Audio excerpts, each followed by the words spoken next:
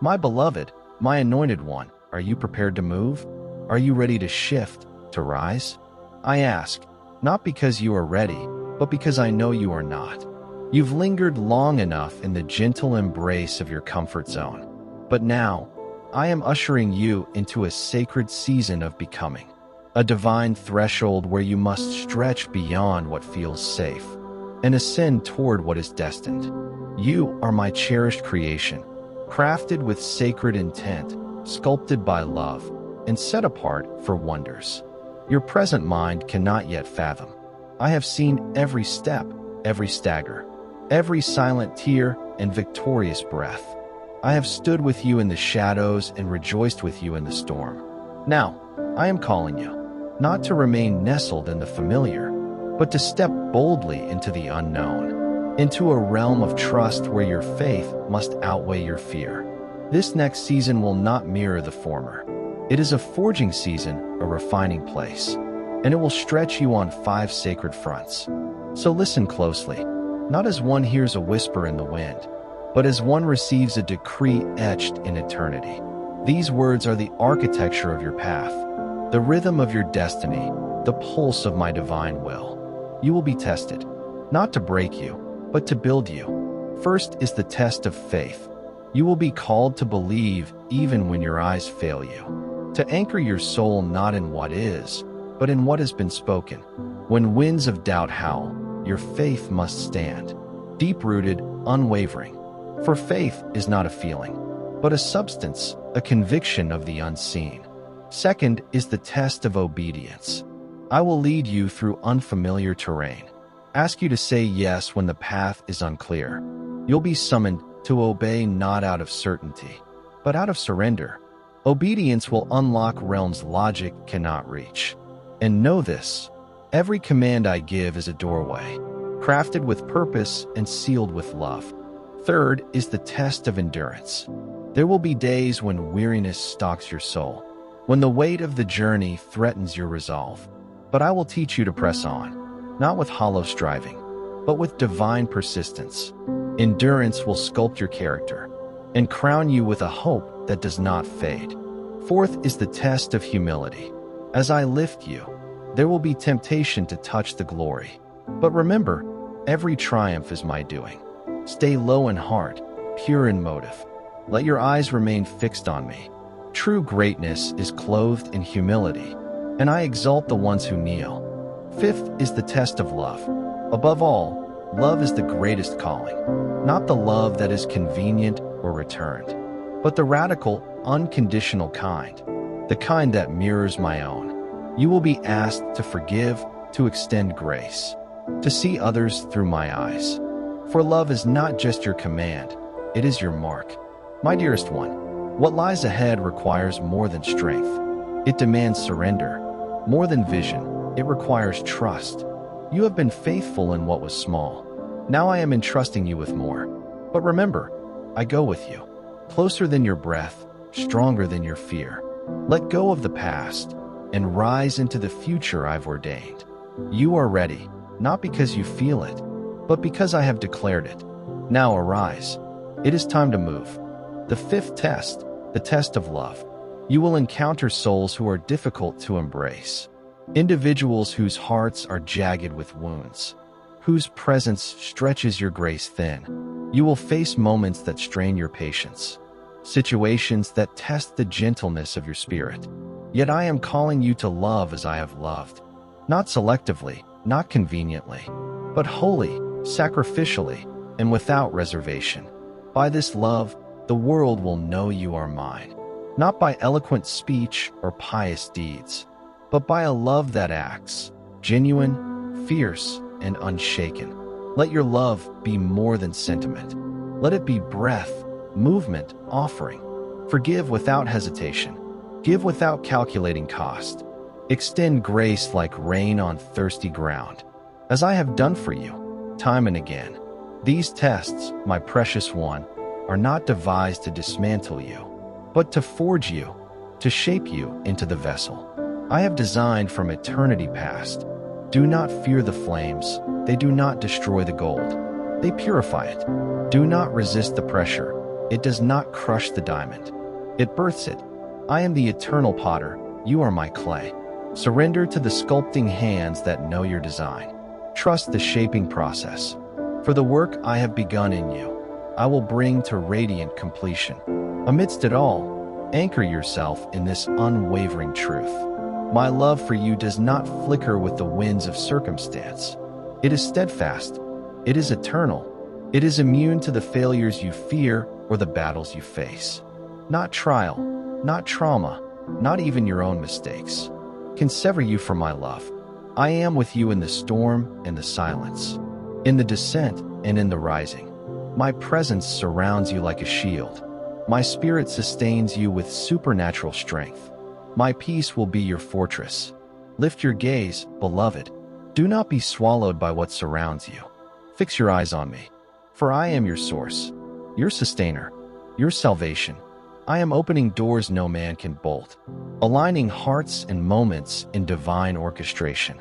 Even when the tapestry looks frayed from below, know that from above, it is perfect and intentional. Walk by faith, not sight. Trust the path even when it winds. I order every step. And now listen, I unfold before you stories of those who walked these roads before you. Lives marked by crushing trials and divine refining. They emerged not defeated, but victorious, radiant with my glory.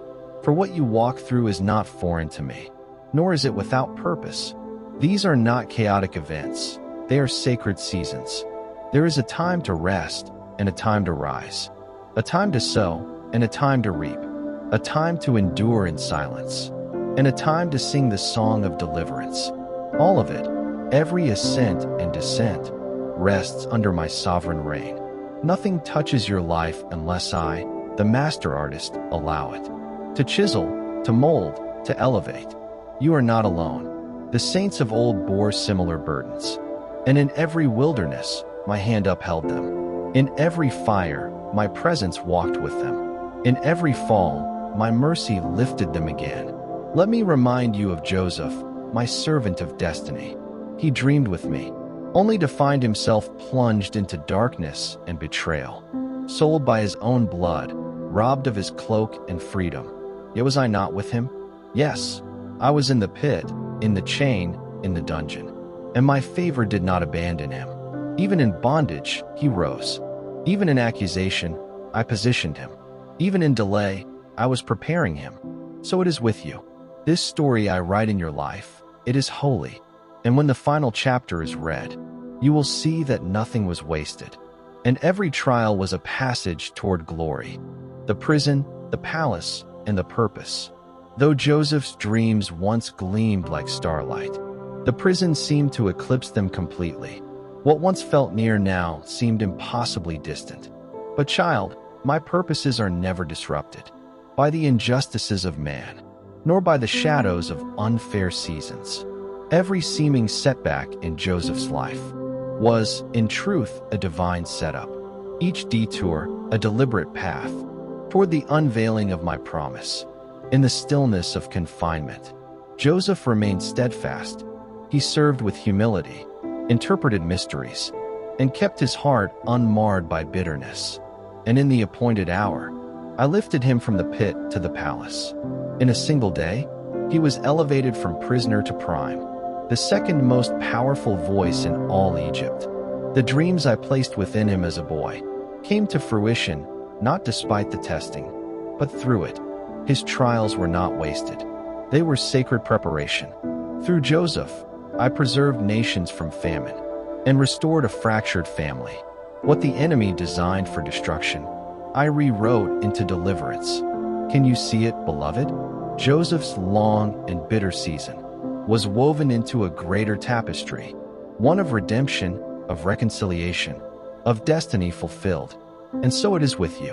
When the way feels endless, when betrayal pierces, when you feel confined in a prison of delay, remember Joseph.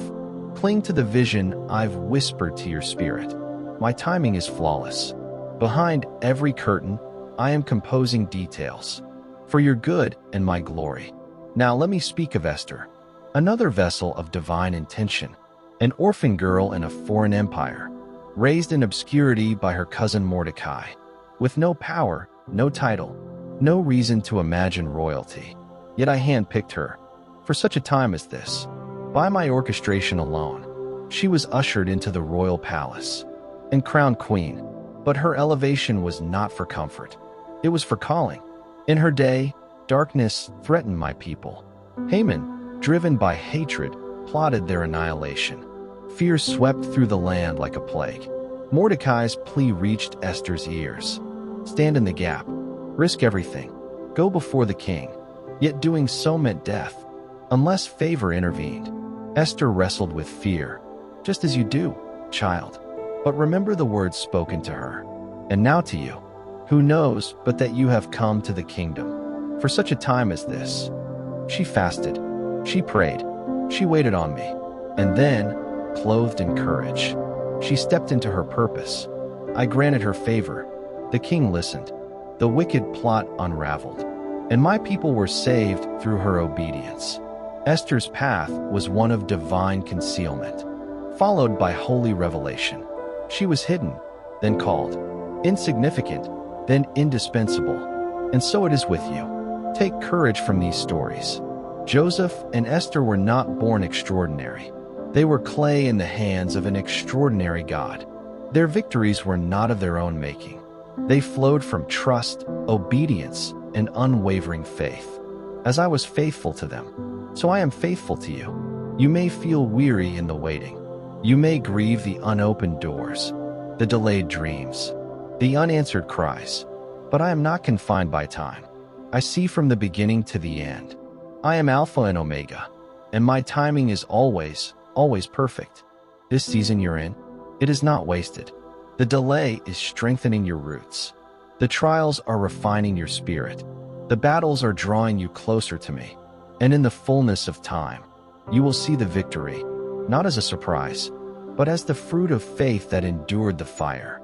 So do not despise the season you're in. I am in it with you. The sacred seasons of becoming.